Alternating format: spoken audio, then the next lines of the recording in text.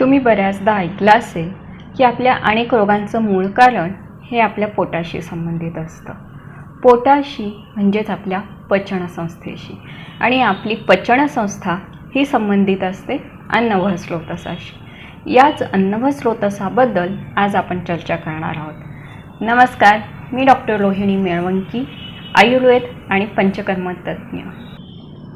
स्रोतस या शब्दाचा शब्दशः अर्थ बघायचा झाला तर त्याचा अर्थ होतो झिरपणे, पाझरणे, स्त्रवणे किंवा बाहेर टाकणे. आपले शरीर हे अनेक स्रोतसांनी बनलेले असते. शरीरातील जैविक पदार्थ, पोषक द्रव्य किंवा टाकाऊ पदार्थ यांचं वहन करणे, त्यांच्या शरीरामध्ये शोषण करणे आणि नको असलेले पदार्थ शरीराबाहेर टाकून देणे या अतिशय महत्त्वाच्या क्रिया ह्या स्रोतसांमधून होत असतात. त्यामुळे आपल्या शरीराचं आरोग्य व्यवस्थित राहण्यासाठी प्रत्येक स्रोतसाचं काम सुरळीतपणे चालणे खूप महत्त्वाचे असते. अशा प्रकारे आपले शरीर हे 13 महत्त्वाच्या स्रोतसांनी बनलेले आहे. प्राण, अन्न, उदक, रस, रक्त, मेद, अस्थि, मज्जा, शुक्र, स्वेद, पुरुष आणि मूत्र. यापैकी अन्नवाह स्रोतसाबद्दल आज आपण चर्चा करणार आहोत. आपण जो नियमितपणे आहार घेतो त्या आहाराचे ग्रहण करणे, एकत्रीकरण करणे, पाचक स्रावांची निर्मिती करून त्यांचं योग्य प्रकारे पचन करणे, विघटन करणे आणि त्यापासून तयार झालेल्या पोषक द्रव्यांचं शोषण करून टाकाऊ पदार्थांचं उत्सर्जन करणे या सगळ्या महत्त्वाच्या क्रिया अन्नवाह स्रोतसामध्ये होत असतात. आणि जेव्हा ह्या सर्व क्रिया सुरळीतपणे पार पडतात तेव्हाच आपल्या शरीरातील प्रत्येक पेशीचं व्यवस्थित पोषण होतं.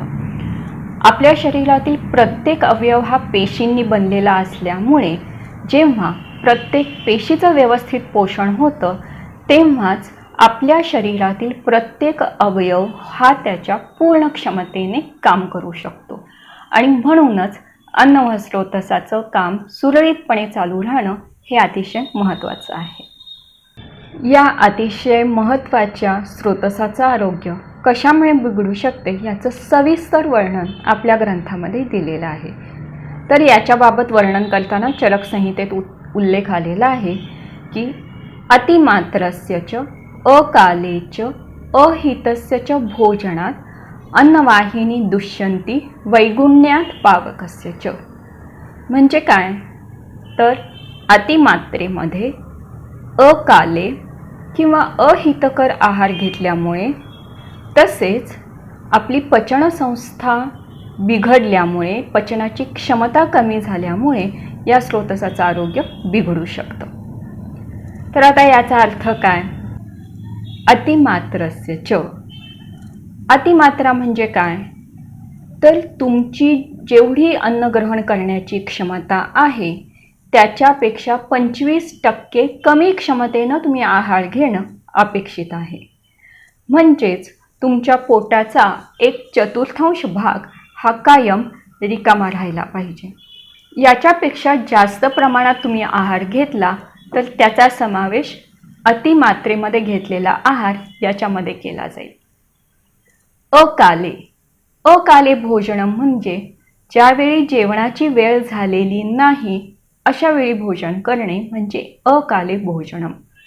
किंवा तुम्हाला भूक लागलेली नाही किंवा भुकेची इच्छा नसताना सुद्धा भोजन करणे म्हणजे अकाले भोजनम.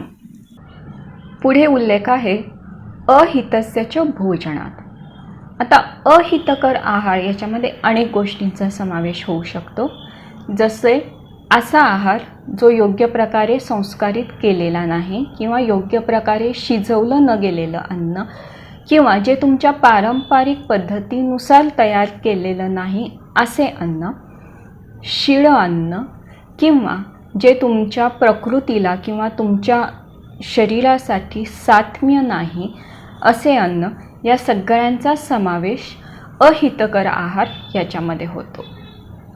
तसेच जेव्हा तुमचा जाठर अग्नी हा दूषित झालेला असतो, तुमची पचन करण्याची क्षमता ही ज्यावेळी कमी झालेली असते, यामुळे तुमचं अन्न व स्रोतसाचं आरोग्य हे बिघडू शकतं. मग ह्या अतिशय महत्त्वाच्या स्रोतसाचं आरोग्य आपण कशा प्रकारे टिकवून ठेवू शकतो? तर रोजच्या दिनचर्येमध्ये खूप छोटे छोटे बदल करून आपण सहजपणे ह्या स्रोतसाचं आरोग्य टिकवून ठेवू शकतो. तर अशा काही गोष्टींची आपण पुढे चर्चा करणार आहोत. तर यातली सगळ्यात महत्त्वाची आणि पहिली गोष्ट म्हणजे जेवण हे नेहमी सावकाश आणि चावून चावून घेतलं पाहिजे. प्रत्येक घास हा आपला लाळेमध्ये व्यवस्थित मिसळला गेला पाहिजे. जोपर्यंत ही क्रिया व्यवस्थित होत नाही तोपर्यंत आपल्या अन्नाचं व्यवस्थित पचन केलं जात नाही. त्यामुळे प्रत्येक घास हा नीट चावून चावून मग गिळला गेला पाहिजे. दुसरी महत्त्वाची गोष्ट म्हणजे जसं आपण पूर्वी उल्लेख केला आहे त्याप्रमाणे पूर्ण पोट भरून जेवण न घेणे. कायम तुमचा पोटाचा 1/4 भाग हा मोकळा राहील एवढ्या मात्रेमध्येच भोजन घेणं हे अन्नाचे नीट पचन होण्यासाठी खूप महत्त्वाचे आहे. तिसरी महत्त्वाची गोष्ट म्हणजे प्रत्येक जेवणानंतर शतपावली करणे. मग तो तुमचा नाश्ता असेल, सकाळचं जेवण असेल किंवा रात्रीचं जेवण असेल, प्रत्येक जेवणानंतर शतपावली करणे हे आपल्या पचनाच्या दृष्टीने अतिशय महत्त्वाचे आहे. नंतर महत्त्वाची गोष्ट म्हणजे व्यायाम. नियमित व्यायाम केल्याने आपल्या शरीरातील पाचक स्रावांची निर्मिती चांगल्या प्रकारे होते आणि जे पाचक स्राव तयार होतात ते चांगल्या प्रतीचे तयार होतात, ज्याच्यामुळे अन्न हे चांगल्या प्रकारे पचवलं जाऊन त्याच्यातून पोषक द्रव्य चांगल्या प्रकारे तयार होतात. त्यामुळे व्यायाम हा अतिशय महत्त्वाचा आहे. तसेच तुमचं कामाचं स्वरूप हे जर बैठ स्वरूपाचं असेल तर फार वेळ एकाच जागी बसून राहणं हे अन्न व स्रोतस किंवा आपल्या पचन व संस्थेसाठी अतिशय घातक आहे.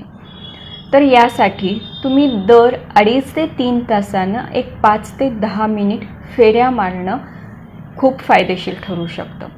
त्यामुळे ही गोष्ट आवर्जून तुमच्या दिनचर्येमध्ये चालू करा. त्याच्यानंतर बरीच औषधं अशी असतात की ज्यांचा आपल्या अन्न व स्रोतसावर वाईट परिणाम होतो. त्यामुळं कमीत कमी औषध घेण्याची वेळ येईल अशा प्रकारे तुम्ही नियोजन करा. पुढची महत्त्वाची गोष्ट आहे मानसिक आरोग्य. आपल्या मानसिक आरोग्याचा आपल्या अन्न व स्रोतसावर फार परिणाम होतो. पाचक स्रावांची निर्मिती होणं किंवा पाचक स्रावांकडून योग्य प्रमाणात अन्नाचं पचन होणं याच्यावर मानसिक आरोग्याचा फार परिणाम होतो. त्यामुळे आपलं मानसिक आरोग्य व्यवस्थित ठेवण्यासाठी सर्व प्रकारचे प्रयत्न करणे फार महत्त्वाचे आहे. मग ते ध्यानधारणा असेल, प्राणायाम असेल किंवा आपल्या भावनांचं जसं राग, लोभ, मत्सर ह्यांचं योग्य प्रकारे संतुलन ठेवणं ह्या दृष्टीनं प्रयत्न करणं असेल, ह्या सगळ्या गोष्टींचा समावेश मानसिक आरोग्यामध्ये आपल्याला करावा लागेल. पुढची महत्त्वाची गोष्ट म्हणजे नियमितता. तुमच्या दिनचर्येमध्ये एक प्रकारची नियमितता असणं फार महत्त्वाचं आहे. शक्य तेवढ्या प्रमाणात दिनचर्या नियमित करण्याचा प्रयत्न करा. मग तुमच्या कामाच्या वेळा असतील, जेवणाच्या वेळा असतील, विश्रांतीच्या वेळा असतील किंवा व्यायामाची वेळ असेल, ह्या सगळ्या क्रिया एका नियमित वेळेला करा. ही नियमितता असणं फार महत्त्वाचं आहे. तरीसुद्धा जर वारंवार तुमच्या पचनाच्या तक्रारी असतील तर तुम्ही कोणते पदार्थ खाऊ शकता?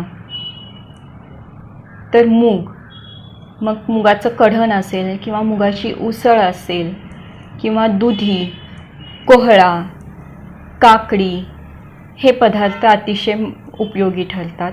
तसंच जिरा आणि बडीशेप यांचं पाण्यात केलेला काढा किंवा पुदिना आणि सगळ्यात सोपा आणि महत्त्वाचं म्हणजे कोमट पाणी. यापैकी कोणतेही 2 ते 3 पदार्थ जर तुम्ही रोज खाण्यामध्ये ठेवले तर तुमची पचन क्षमता आणि अन्न व स्रोतस हे उत्तम प्रकारे काम करू शकतं आणि तुमच्या अनेक तक्रारी बऱ्याच प्रमाणात कमी होतील. तर ह्या छोट्या छोट्या गोष्टी नक्की अंमलात आणा आणि निरोगी आणि आनंदी राहा. धन्यवाद.